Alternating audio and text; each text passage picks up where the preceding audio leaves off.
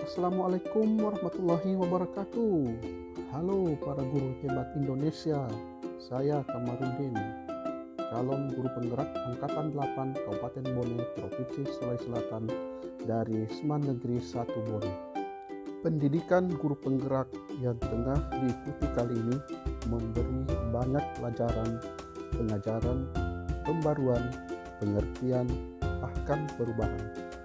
Mulai dari lebih memahami konsep pembelajaran yang digaungkan oleh Bapak Pendidikan Nasional kita, Ki Hajar Dewantara, hingga mantap memaknai peran guru dalam kegiatan belajar mengajar, baik di kelas maupun di luar kelas. Menjadi guru selayaknya menjadi pekerjaan yang menyenangkan yang harus disenangi. Apakah Bapak Ibu tidak sadar bahwa mereka adalah penerus tahta dan peradaban dunia? Mereka akan mengembangkan dan mewarnai negeri kita dengan potensi, minat, dan bakat yang mereka miliki. Pemikiran Ki Hajar Dewantara mengenai menuntun anak didik merupakan salah satu alat kemudi dalam mengarahkan kodrat alam yang mereka miliki, serta disandingkan dengan kecakapan teknologi terbaru sesuai keterbukaan kodrat zaman yang selayaknya disongsong untuk kemajuan bersama. Selain dengan berbagai hal itu, kemudi lainnya adalah semboyan apik yang dipatri dalam bahasa trilogi pendidikan, menjadi alasan guru berdiri dan menghambakan dirinya kepada murid. Memberi contoh, semangat, dan dorongan merupakan intisari dari Ing Ngarso Sungtulodo, Ing Madio Mangunkarso, dan Tuhuri Handayani.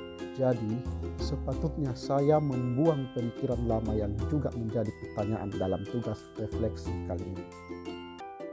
Katanya, apa yang saya percaya tentang murid dan pembelajaran di kelas sebelum mempelajari modul 1.1 ini. Tidak dapat dipungkiri bahwa pendidikan guru penggerak kali ini membuat saya kembali berkaca dan menilai diri sebagai seorang guru. Beberapa hal yang awalnya saya rasa biasa saja dan tidak perlu penanganan serius dalam prosesnya. Namun, ini ternyata merupakan dasar anak untuk sedikit demi sedikit meninggalkan tanggung jawabnya karena merasa jenuh dan terkesan tidak mengembangkan diri sepenuhnya. Pertama, ternyata saya sering melaksanakan proses belajar mengajar yang belum 100% berfokus pada murid. Dan saya juga lebih sering menggunakan metode yang bagus menurut saya, tetapi tidak memperhatikan kebutuhan murid atau pembelajaran seperti apa yang mereka inginkan dan harapkan. Selain itu, saya tidak membuat kesepakatan bersama saat mengawali pelaksanaan pembelajaran yang mungkin saja di awal anak merasa didengar, dihargai, dan difasilitasi imajinasinya. Saya juga sering memberi hukuman kepada murid saat mereka tidak mengerjakan tugas-tugas yang saya berikan. Kemudian, mungkin terjadi tidak hanya kepada saya sebagai seorang guru, namun juga beberapa guru lainnya di Indonesia, yaitu memaksakan menyelesaikan ketuntasan target kurikulum dalam satu semester, seperti yang tertuang dalam perangkat ajar yang sebelumnya dibuat di awal semester, sehingga tentu fokusnya hanya tercapai saat nilai-nilai akhir sesuai dengan KKM. Nah, dari refleksi diri yang saya lakukan, pertanyaan pemantik lainnya adalah, apa yang berubah dari pemikiran atau perilaku saya setelah mempelajari modul ini? Harus saya ucapkan terima kasih yang setinggi-tingginya kepada Bapak Pendidikan kita, Ki Hajar Dewantara, yang menuntun kembali saya dengan pemikiran-pemikiran yang berharga dalam proses pembelajaran yang terarah dan merdeka. Dengannya saya dapat merefleksikan diri sebagai guru dan berperan menuntun kodrat murid yang sesuai. Dimulai dengan pemikiran bahwa memberikan penilaian yang baik terhadap kodrat anak atau sifat alamiah anak, sehingga nantinya akan tepat memilih pendekatan apa yang dapat dilakukan dalam proses pembelajarannya memberikan keleluasaan kepada murid dalam membuat kesepakatan belajar bersama mungkin akan menjadi plan selanjutnya bersama mereka di kelas. Setelahnya mungkin juga dilanjutkan dengan hindari dan menghilangkan pemberian hukuman kepada anak agar mereka dapat menggali kemampuan yang mereka miliki tanpa dibebani berbagai aturan yang mengikat dan menakutkan. Ki Hajar Dewantara juga berkata bahwa sistem Among dibutuhkan dalam perlakuan terhadap anak, juga menuntut kesabaran dari saya sebagai seorang guru dalam penerapannya.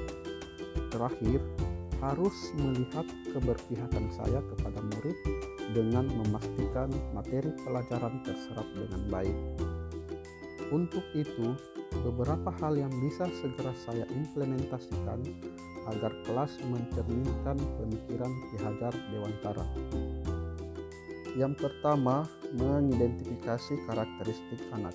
Yang kedua, merancang pembelajaran yang sesuai dengan kebutuhan murid dengan melihat kodrat alam yang mereka miliki, sehingga tercipta pendidikan yang mereka inginkan.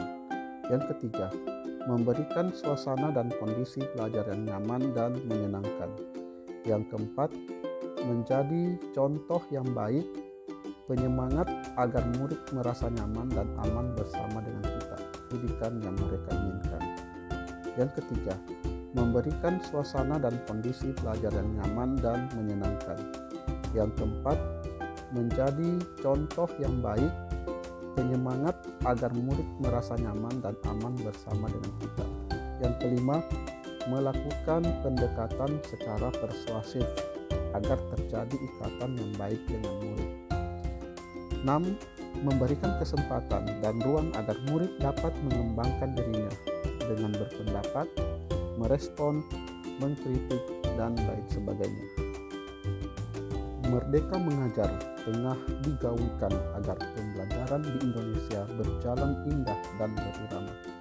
Namun, untuk mencapainya ada proses panjang yang nantinya akan membentuk pribadi dengan profil pelajar Pancasila yang diharapkan.